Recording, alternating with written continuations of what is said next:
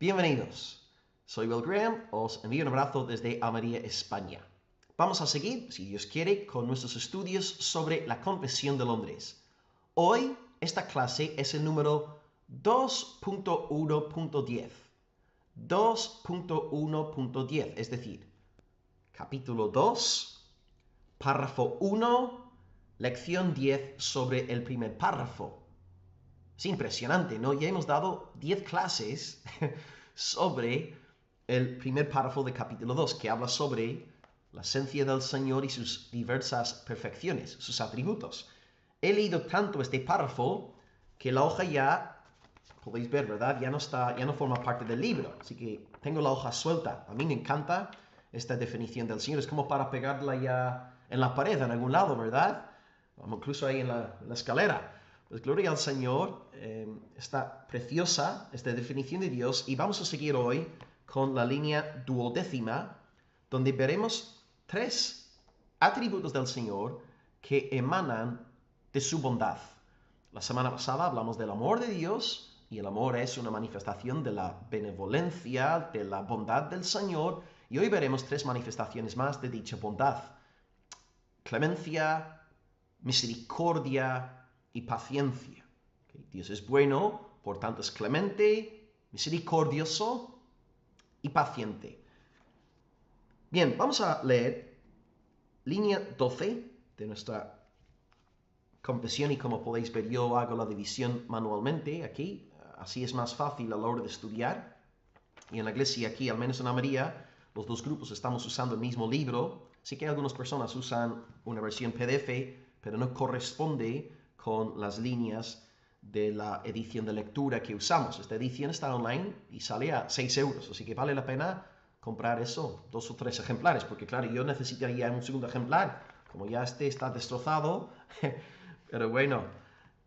Vamos a leer línea 12, que habla de Dios como clementísimo, misericordiosísimo, longanísimo. En términos sencillos, Dios es clemente, Dios es misericordioso y Dios es paciente.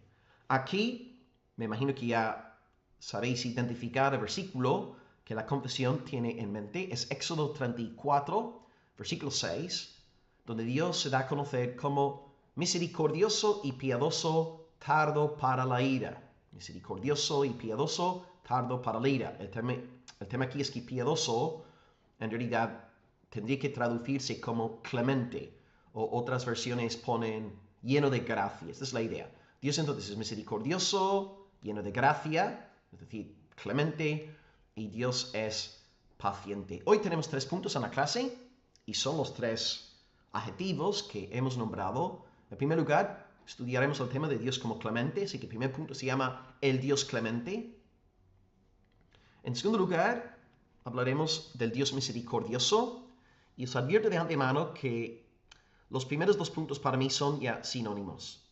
Antes yo tenía en mi mente una distinción clara entre la clemencia o la gracia de Dios y su misericordia, pero ahora, después de estar estudiando, y llevo ya 3 semanas metidos en este asunto de la gracia y la misericordia de Dios, estoy convencido de que sirven como sinónimos, que son conceptos básicamente intercambiables. Explicaré esta declaración a lo largo del estudio. Y en tercer lugar hablaremos del Dios paciente. Así que 3 puntos hoy: el Dios clemente, 2, el Dios misericordioso, y 3, el Dios paciente. Y de nuevo, creo que los primeros 2 puntos son simplemente 2 caras de la misma moneda. Bueno, en primer lugar, Dios es clemente. Si podéis ahí colocar entre paréntesis, Dios es gracioso. No gracioso en el sentido de jiji jaja, no, sino gracioso en el sentido de lleno de gracia. El significado teológico de gracia, no el significado de hoy día de gracia. Bueno, Dios es clemente. Primer punto. Como vengo diciendo, es marcadamente difícil distinguir entre la clemencia y la misericordia de Dios. A finales del segundo punto del estudio, os leeré, os comentaré 3 distinciones de 3 teólogos eminentes, y sin embargo, tendré que expresar mi desacuerdo con ellos. Porque según las evidencias bíblicas, en realidad, las palabras clemencia o gracia y misericordia pueden realmente usarse como sinónimos. Evidencia de esta realidad es Éxodo 22, del 26 al 27. Por ejemplo, en la Reina Valera, la palabra aquí clemente, el adjetivo clemente, se traduce como misericordioso. Dice el texto, estoy leyendo Éxodo 22, 26. Si tomares en prenda el vestido de tu prójimo, a la puesta del sol se lo devolverás, porque solo eso es su cubierta, es su vestido para cubrir su cuerpo. ¿En qué dormirá? Y cuando él clamare a mí, yo le oiré, porque soy misericordioso. Bueno, la Reina Valera pone misericordioso, pero la traducción del hebreo sería clemente. O Dios es un Dios lleno de gracia. Entonces, según el texto, Dios en su clemencia presta atención al hombre necesitado. Dios es gracioso, Dios es clemente. Él tiene un corazón compasivo y generoso. Dios no es mezquino ni tacaño, Dios es bueno, Dios es clemente. Y este versículo, ya podéis ver, anula de entrada la idea de que la gracia de Dios tiene que ver exclusivamente con la salvación espiritual. Porque hay escritores que nos dicen que, bueno, la gracia tiene que ver con la salvación espiritual y la misericordia está relacionada con asuntos materiales. Pero no es así, porque vemos aquí en nuestro pasaje de Éxodo 22 que la gracia de Dios, la clemencia de Dios, está relacionada con una necesidad material de un varón pobre. Y Dios dice, si este hombre no tiene con qué taparse por la noche, él clamará a mí y yo le oiré, porque soy un Dios de gracia, soy un Dios clemente. Entonces podemos ver que la gracia de Dios, la clemencia de Dios, sí está relacionada con necesidades materiales también. Dios es clemente, por tanto se inclina favorablemente hacia los necesitados que hay entre su pueblo. En el Nuevo Testamento se aplica la misma regla. No podemos reducir la gracia a la esfera de la salvación espiritual. Por ejemplo, 1 de Pedro 4, versículo 10 dice, cada uno, según el don que ha recibido, ministrelo a los otros como buenos administradores de la multiforme gracia de Dios. Entonces, aquí en el texto, Pedro no está hablando de la gracia salvadora, sino que él está hablando de la gracia de Dios que derrama sobre la congregación una diversidad de dones espirituales que luego pueden ser usados para la edificación del cuerpo.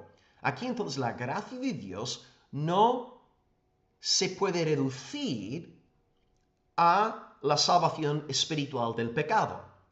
Aquí la gracia es la generosidad de Dios, la bondad de Dios dirigida hacia la iglesia. Pedro no está hablando aquí de salvación, está hablando de servicio en el contexto de la iglesia local. Entonces Dios es clemente o Dios es gracioso porque derrama ricas bendiciones sobre su pueblo. He citado un caso del Antiguo Testamento, Éxodo 22, he citado otro del Nuevo, 1 de Pedro 4, para enseñaros que la salvación espiritual no es el único significado de gracia. Gracia es más amplia que el ámbito de la salvación. No obstante, sí podemos decir, en términos generales, no en términos exclusivos, pero sí en términos generales, que la gracia divina está relacionada con la salvación del pecado. Es decir, con la salvación ya espiritual. Dios, de manera compasiva, clemente, graciosa, Él regala la salvación a aquellos que no la merecen. Y voy a citar las palabras de uno de los teólogos más citados en este estudio, Louis Berkhof.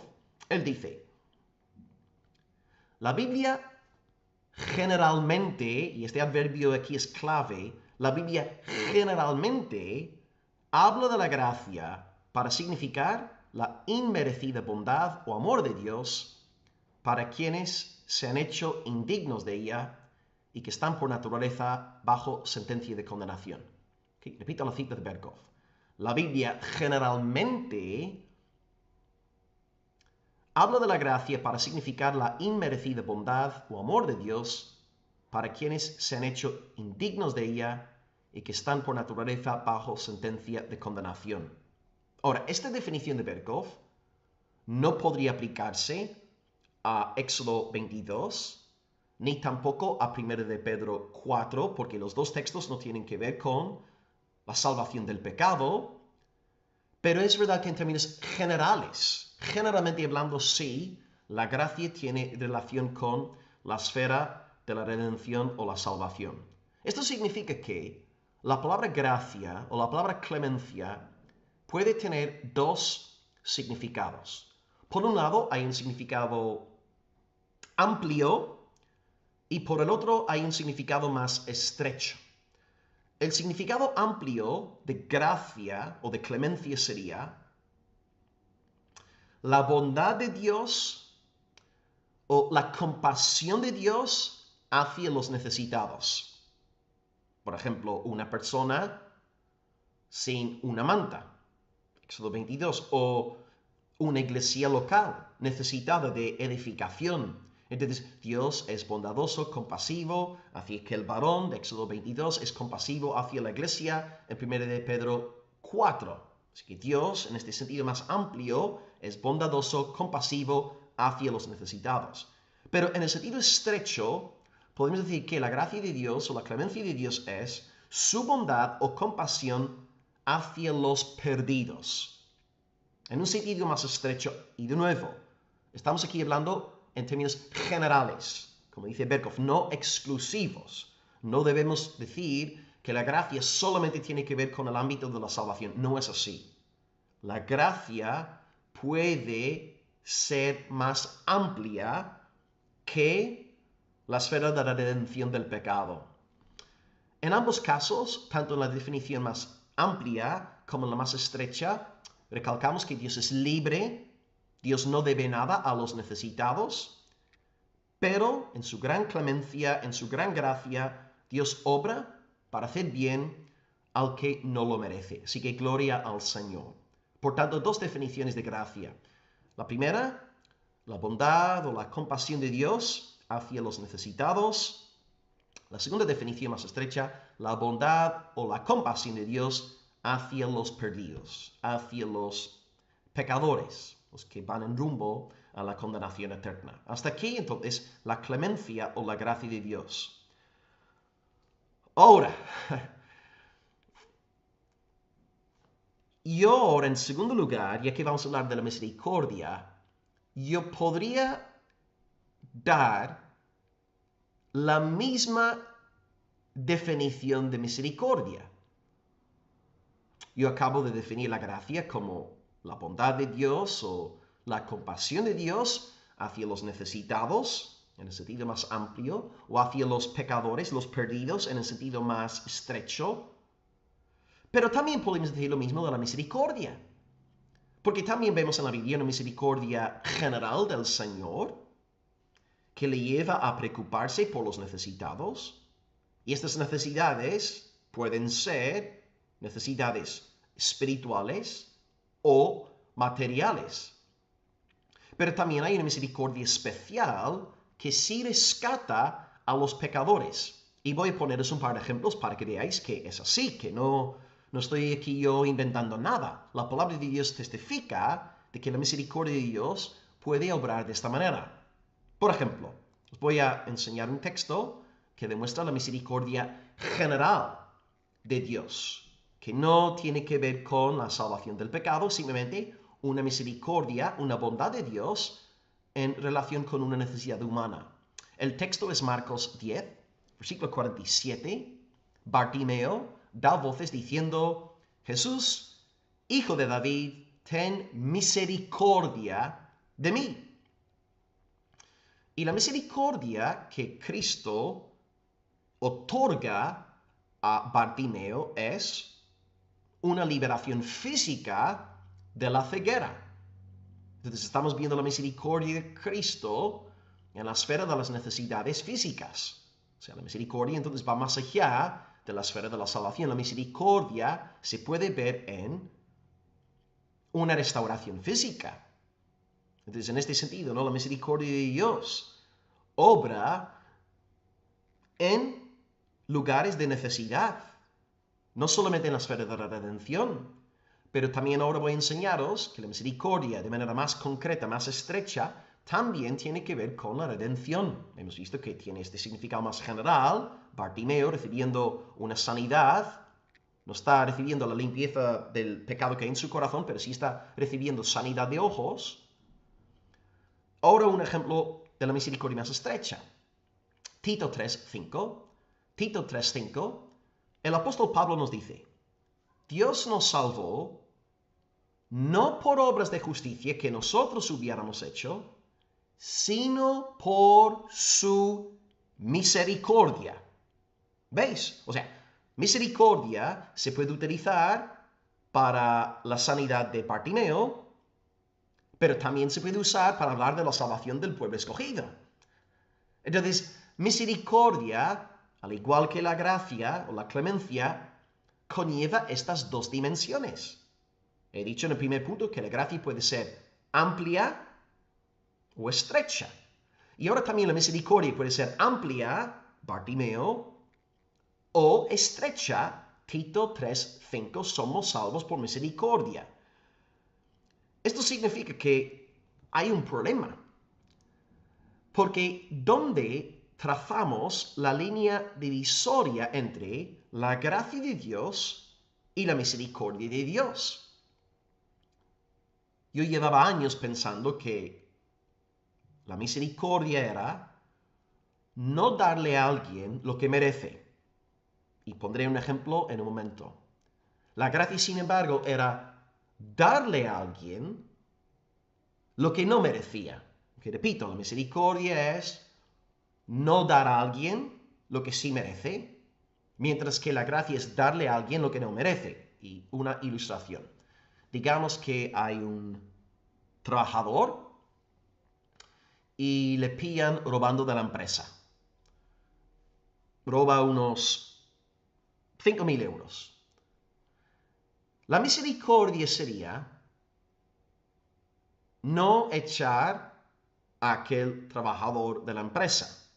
El jefe se entera y decide no echar a aquel trabajador. Esto sería un acto de misericordia, porque el transgresor no está recibiendo lo que merece. Él merece ser echado de la empresa. De hecho, merece ser denunciado.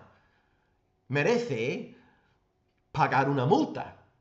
Incluso en algunos países merece ir a la cárcel. Eso ya depende del sistema judicial de cada nación. Pero este hombre merece ser castigado. Sin embargo, la misericordia no ejecuta la sentencia. La misericordia no echa al varón del trabajo. La gracia sería,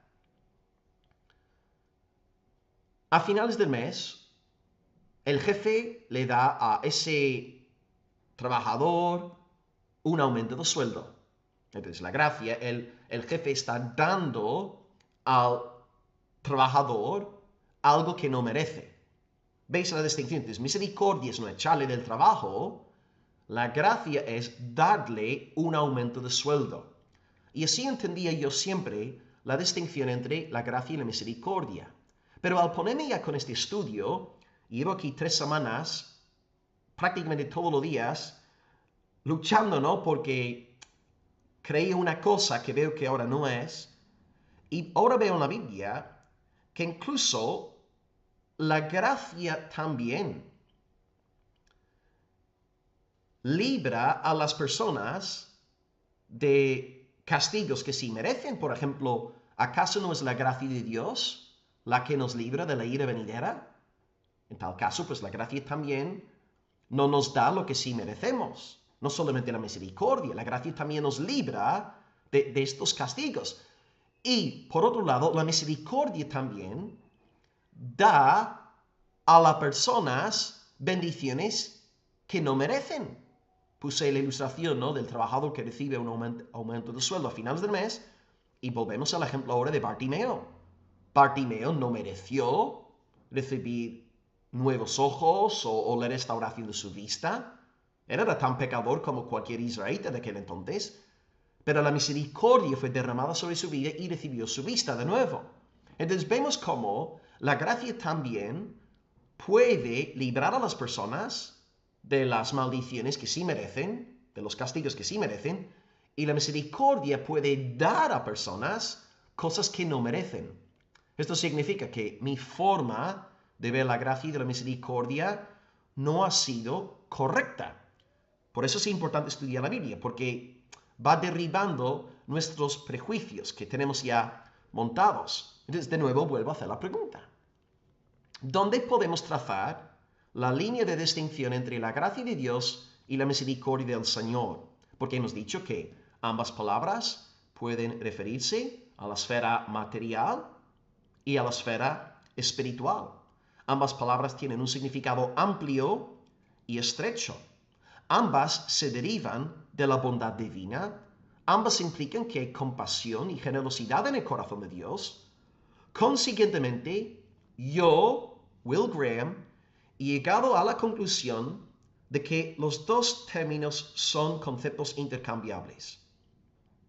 La gracia es simplemente otra palabra para la misericordia. Y la misericordia es simplemente otra palabra para la gracia.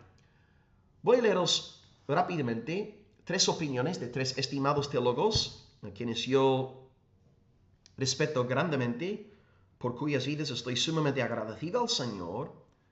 Voy a empezar con Berkhof. Él dice, y estamos aquí hablando de la cuestión, ¿no?, de cómo distinguir entre gracia y misericordia. Él dice que la diferencia es que la gracia considera al hombre como culpable y la misericordia considera al hombre como necesitado. Okay, repito. Según Berkhof, la gracia considera al varón como culpable y la misericordia considera al hombre como necesitado. Está bien, pero cuando estudiamos la palabra de Dios, la gracia también puede considerar al hombre como necesitado y la misericordia puede considerar al hombre como culpable. Así que, de nuevo, es una frase sucinta y, bueno, sí, es interesante, pero bíblicamente hablando no es así. Y por esta razón no puedo estar de acuerdo con esta definición de Berkhof. En segundo lugar, Joel Beeke, mi predicador favorito, gloria a Dios, ya tiene sus 70 años. Él dice, y aquí estoy citando de página 95 de esta obra, mientras que la misericordia enfatiza la bondad mostrada hacia alguien en la miseria, la gracia enfatiza la generosidad libre hacia alguien a quien el dador no debe nada. Pero de nuevo, según esta definición, tenemos que entender que la gracia en la Biblia también es bondad hacia los que están en miseria. Por ejemplo, Éxodo 22, hay un hombre que no tiene con qué taparse por la noche. Él está en una situación de miseria y Dios dice que él oirá a aquel varón cuando ora, porque él es gracioso, él es clemente. Por tanto, la gracia de Dios también puede fijarse en un hombre como miserable, en miseria. Y, por otro lado, la misericordia también es una generosidad libre. Por ejemplo, Bartimeo de nuevo. ¿Quién obligó a Jesús a tener misericordia a Bartimeo? Cristo, por su propia voluntad, decidió sanar a Bartimeo. Entonces, de nuevo, entiendo que Beeke está intentando resaltar una diferencia entre gracia y misericordia, pero bíblicamente hablando, no es así. De nuevo, estoy muy agradecido por Berkhof, por Beeke. Y el tercer hermano, Brakel, un escritor holandés, nació en el siglo XVII, murió en el siglo XVIII, y él cree que la gracia es, en cuanto a esta diferencia entre gracia y misericordia, él dice que la gracia es la manifestación de una benevolencia inmerecida hacia las criaturas, mientras que la misericordia presupone su miseria. Pero de nuevo, está muy bien, excelente, y entiendo la razón por la cual escribe lo que escribe, pero La gracia también en la Biblia presupone miseria, no solamente la misericordia. La gracia también presupone miseria, y la misericordia es una benevolencia inmerecida. Por tanto, cuando yo leo, y claro, podría sacar más libros, pero cuando nos fijamos en buenos libros que desarrollan las doctrinas de la gracia de Dios y la misericordia de Dios, y luego pretenden distinguir entre los dos conceptos, vemos que sus distinciones no tienen peso bíblico. Y es por esta razón que yo actualmente estoy abierto a recibir más luz, a ser mejor instruido, pero hasta la fecha yo, Will Graham, diría que la gracia de Dios y la misericordia del Señor son básicamente sinónimos. Son conceptos intercambiables. Me gustaría poder daros una frase bonita como aquella de Berkhoff o de Vicky o de Abrakel con el fin de aclarar esta diferencia, pero lo siento mucho. Hasta la fecha yo no veo ninguna diferencia entre los dos términos. Antes sí, ya os expliqué lo que yo antes creía, que la misericordia es no darle a alguien lo que merece, el infierno, un castigo, mientras que la gracia es darle a alguien lo que no merece. Pero os he explicado que ya no es así, que estaba equivocado, y creo que también Vicky, Berkhoff y Abrakel, y lo digo con reverencia y respeto hacia sus personas, pero también creo que están equivocados. Bíblicamente hablando, la gracia de Dios y la misericordia de Dios, o la clemencia de Dios y la misericordia de Dios, se ven como sinónimos y testifican de que nuestro Dios es bondadoso, es compasivo, Él es bueno para con todos, y los necesitados, y también a nivel específico, concreto, Él es muy bueno, compasivo para con su pueblo escogido. Entonces mi postura personal es que las palabras son sinónimos. Si tenéis un comentario al respecto, me encantaría leeros y podéis dejar vuestros comentarios por debajo del vídeo. Pero de nuevo, las típicas distinciones que hacemos entre gracia y misericordia, cuando los sometemos a un análisis más detenido, vemos que en realidad no hay semejantes diferencias. Pues gloria a Dios. Bien amados, por tanto, yo diría que en cuanto a estos dos puntos que hemos visto, yo creo que la gracia de Dios es la bondad, la compasión del Señor hacia los necesitados, y también a nivel más específico es su bondad o compasión hacia su pueblo escogido. Y tiene que ver ya con la salvación. Y diría exactamente lo mismo en cuanto a la misericordia. La misericordia es su bondad, su compasión hacia los necesitados en general. Esto puede conllevar necesidades materiales. Y a nivel más específico, la misericordia es la bondad o la compasión de Dios hacia su pueblo. Y vemos esta misericordia en el acto de la salvación, quitando a su pueblo de su pecado. Tito 3:5. Somos salvos no por nuestras obras, sino por su misericordia. Total, la gracia de Dios y la misericordia de Dios son sinónimos. Si queréis comentar lo que sea, por favor, adelante, me encantaría leeros, pero hasta la fecha así me ubico yo. Ahora, tercer lugar. Por lo menos aquí sí puedo distinguir entre la clemencia y la misericordia de Dios por un lado y su paciencia por el otro. Ahora sí es más fácil ver la distinción entre las dos realidades, clemencia, misericordia por un lado, paciencia por el otro, o lo que la confesión llama Dios como longanísimo. ¿Okay? Dios longanísimo. Longanimidad, por ejemplo, un fruto del Espíritu Santo. Bien, Dios es paciente. En tercer lugar, hemos visto que Dios es clemente o gracioso, Dios es misericordioso. He llegado a la conclusión de que son sinónimos. No veo una diferencia. Creo que se usan intercambiablemente como alma y espíritu, gracia y misericordia. Ahora, Dios es paciente. Éxodo 34:6 dice que Dios es clemente, misericordioso y tardo para la ira. Dios es tardo para la ira. Ahora, cuidado. Éxodo 34:6 no está negando la doctrina de la ira divina. ¿no? Hay bastantes progresistas que quieren descartar por completo la palabra ira de la escritura. No, Dios es un Dios airado. Dios se enoja, Dios se enfada. Hay tal cosa como un enojo santo. Pero Dios sí es tardo para la ira. La idea aquí es que Dios no castiga a los malhechores enseguida. El contexto de Éxodo 34 es la idolatría de los israelitas, ¿verdad? Habían estado adorando al becerro de oro, Dios estaba enfadado con ellos y en vez de fulminar al pueblo, Él hace caso a la intercesión de Moisés. Opta por no destruir a los israelitas. Y el Señor entonces soportó a aquel pueblo rebelde, duro de corazón, o duro de cerviz, como lo dice la Biblia. Dios estuvo 40 años aguantando, soportando pacientemente ese pueblo murmurador, quejica, que no paraba de hablar mal, no cada 2 por 3. No, porque no hay pan, porque no hay agua, porque no hay carne, porque esto, porque lo otro, porque hace tanto sol, porque tanta arena. Todo era culpa de Dios, todo era culpa de Moisés, ¿no? Y creo que muchos pastores del siglo XXI pueden identificarse con esto, ¿no? La murmuración, las críticas, las quejas que emanan de corazones no santificados. El pueblo de Dios no ha cambiado mucho, pero Dios estuvo 40 años soportando esos rebeldes, ingratos, desagradecidos.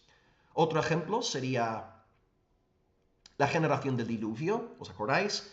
Dios, Génesis 6, versículo 3, concedió 120 años, aquella generación antes de enviar las aguas de su ira, ahogando a todos en aquel diluvio global, mundial.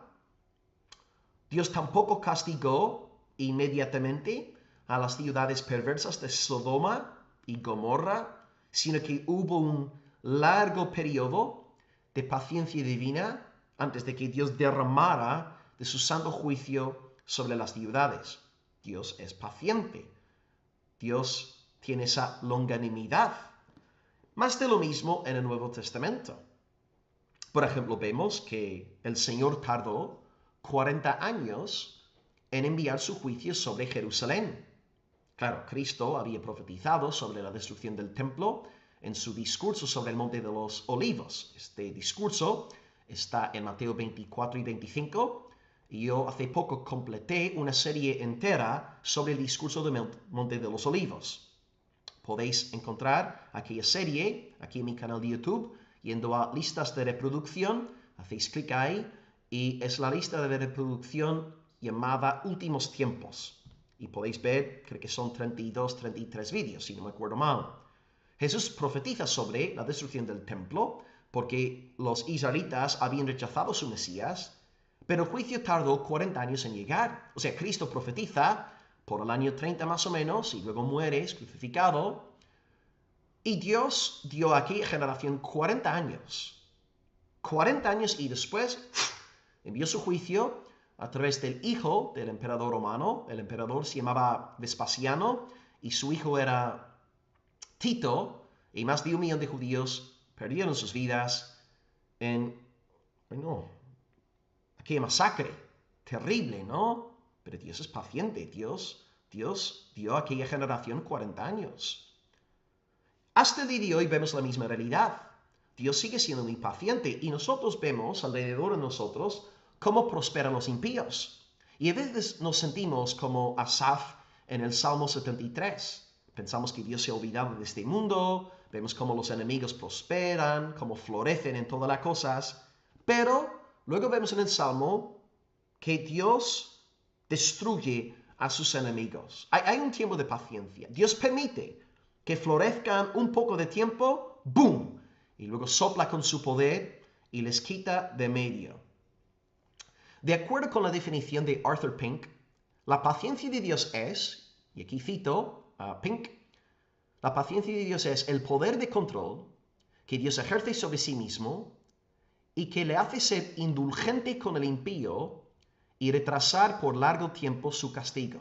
Repito la cita. La paciencia de Dios es el poder de control que Dios ejerce sobre sí mismo y que le hace ser indulgente con el impío y retrasar por largo tiempo su castigo. Y luego Pink agrega, un poco más adelante, en el mismo capítulo, estoy citando su obra, Los atributos de Dios, y el capítulo sobre la paciencia divina, dice Pink, la paciencia de Dios es la excelencia que le hace soportar graves ofensas sin vengarlas inmediatamente. De nuevo, la paciencia de Dios es la excelencia que le hace soportar graves ofensas sin vengarlas inmediatamente. Esta paciencia, tristemente, produce dureza en los corazones de los siervos de Satanás. Ellos se hacen fuertes en su pecado porque creen que a Dios no le importa cómo viven. Dios dice en el Salmo 50, versículo 21, estas cosas hiciste, habla de una larga lista de pecados, estas cosas hiciste, y yo he callado. Pensabas que de cierto yo sería como tú, pero te reprenderé. Entonces está diciendo Dios, mira, he sido impaciente, has ido en pos del pecado, no hice nada, no te castigué, pero ten por seguro que lo haré. Lo haré. Algo parecido sale en Eclesiastés 8, versículo 11, donde dice el autor, por cuanto no se ejecuta luego sentencia sobre la mala obra, el corazón de los hijos de los hombres está en ellos dispuesto para hacer el mal. De nuevo, el impío ve que la maldad no es castigada.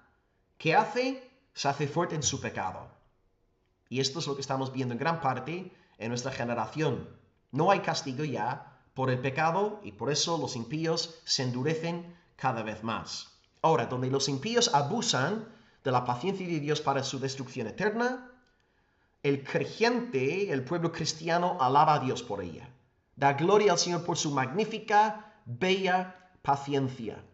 De hecho, 2 de Pedro 3, versículo 9 revela que Cristo no ha vuelto todavía porque Él es paciente, queriendo que todas sus ovejas entren en el arca de la salvación. Y si no fuera por la paciencia del Señor, ningún creyente habría podido recibir la gracia salvadora de Dios. Así que esta doctrina de la paciencia divina tiene que fomentar alabanza y adoración dentro de nuestra alma. Hay que alabar a Dios por su gran paciencia. Y es más, para acabar, a modo de aplicación. Si nuestro Padre es clemente, misericordioso y paciente, sus hijos también son llamados a serlo.